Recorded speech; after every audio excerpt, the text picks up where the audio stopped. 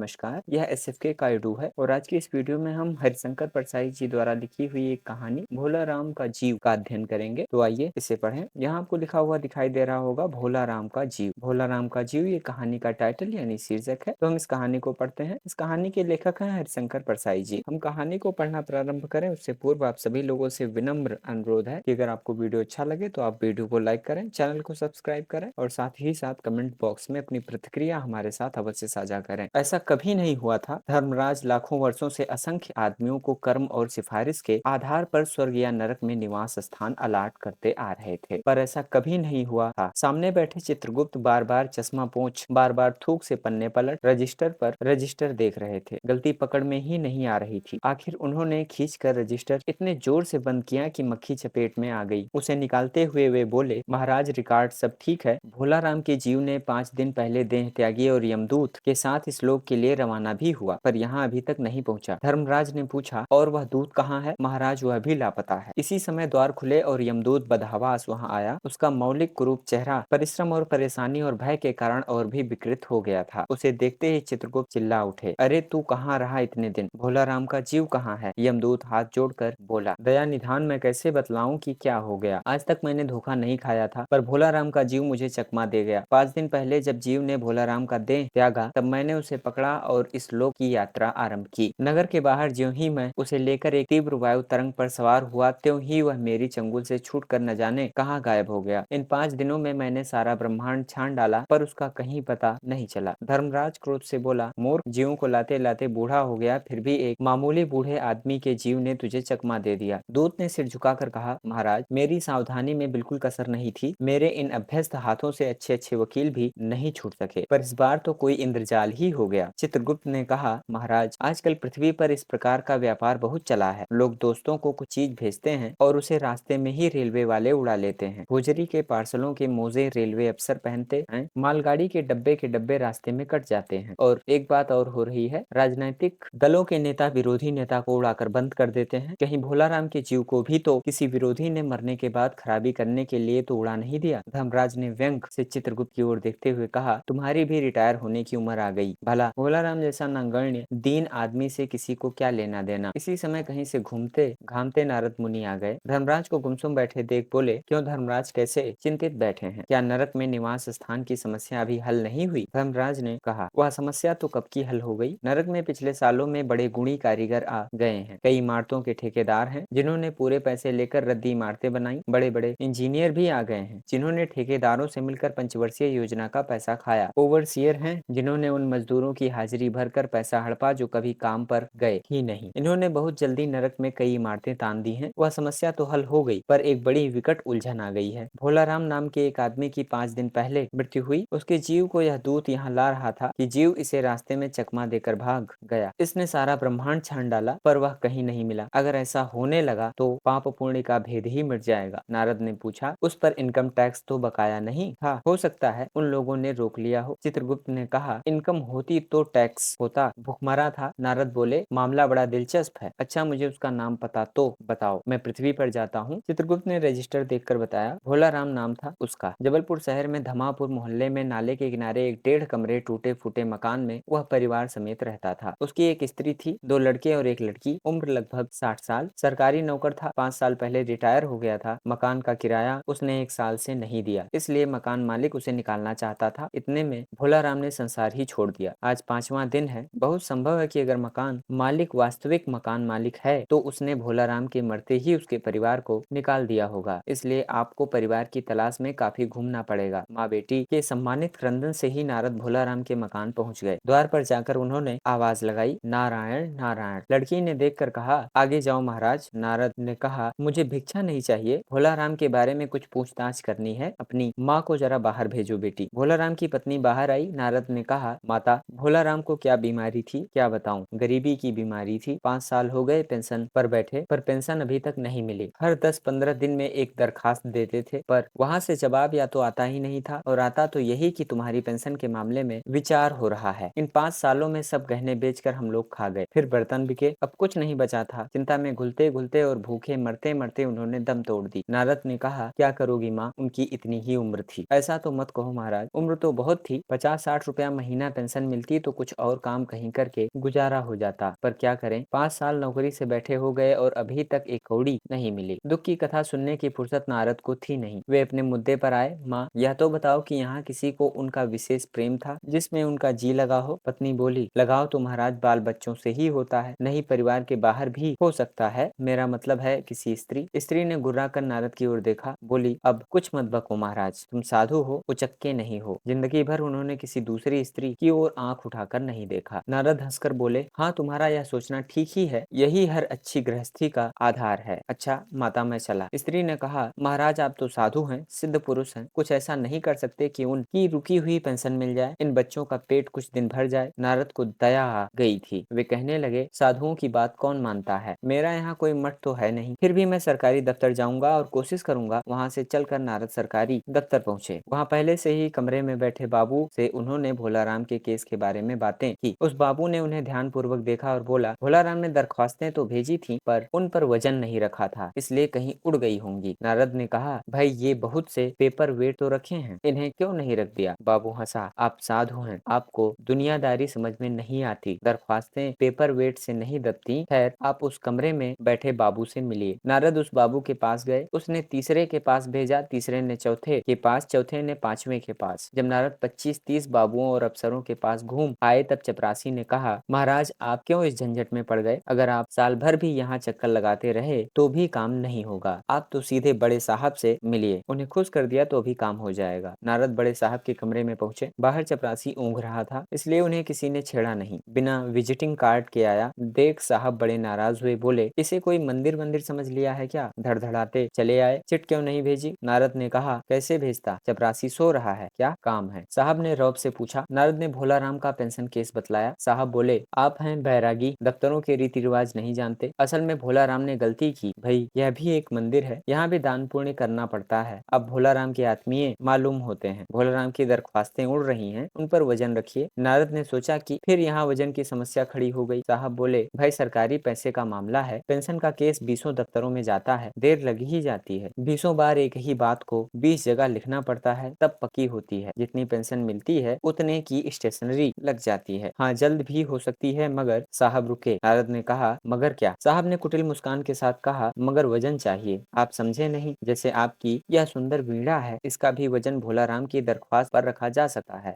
मेरी लड़की गाना बजाना सीखती है, यह मैं उसे दे दूंगा। साधु संतों की वीणा से तो और अच्छे स्वर निकलते हैं। नारद अपनी वीणा छिनते देख जरा घबराए, पर फिर संभल कर उन्होंने वीणा टेबल पर रखकर कहा, यह लीजिए, अब जरा जल्दी उसकी पेंशन ऑर्डर निकाल दीजिए। साहब ने प्रसन्नता से उन्हें कुर्सी दी, वीणा को एक कोने में रखा और घंटी बजाई। चपरासी हाजिर हुआ। साहब ने हुक्म दिया, बड़े बाबू से भोलाराम के केस की फाइल लाओ। थोड़ी देर बाद चपरासी भोलाराम की 150 दरख्वास्तों से भरी फाइल लेकर आया। उसमें पेंशन के कागजात भी थे। साहब ने फाइल पर नाम देखा और निश्चित करने के लिए पूछा, क्या नाम बताया साधु जी आपने? नारद समझे कि साहब कुछ ऊंचा सुनता है, इसलिए जोर से बोले, भोलाराम। सहसा फाइल से आवाज आई, कौन पुकार रहा है? मुझे। पोस्टमैन है क्या? पेंशन का ऑर्डर आ गया? नारद चौंके, पर दूसरे ही क्षण बात समझ गए। बोले, भोलाराम, तुम क्या भोलाराम के जीव हो? हाँ, आवाज आई। नारद ने कहा, मैं नारद हूँ, तुम्हें लेने आया हूँ, चलो स्वर्ग में तुम्हारा इंतजार हो रहा है। आवाज आई, मुझे नहीं जाना, यहीं मेरा मन लगा है, मैं अपनी दरख्वास्तें छोड़कर नहीं जा सकता। तो यह तो थी कहानी जिसे लिखा था हरिशंकर परसाई जी ने। इस कहानी का शीर्षक था भोलाराम का जीव, जिसे हम लोगों ने पढ़ा। अगर आपको वीडियो अच्छा लगा है तो आप लोग वीडियो को लाइक करें, चैनल को सब्सक्राइब करें और साथ ही साथ कमेंट बॉक्स में अपनी प्रतिक्रिया हमारे साथ अवश्य साझा करें। आप सभी लोगों का बहुत बहुत धन्यवाद एवं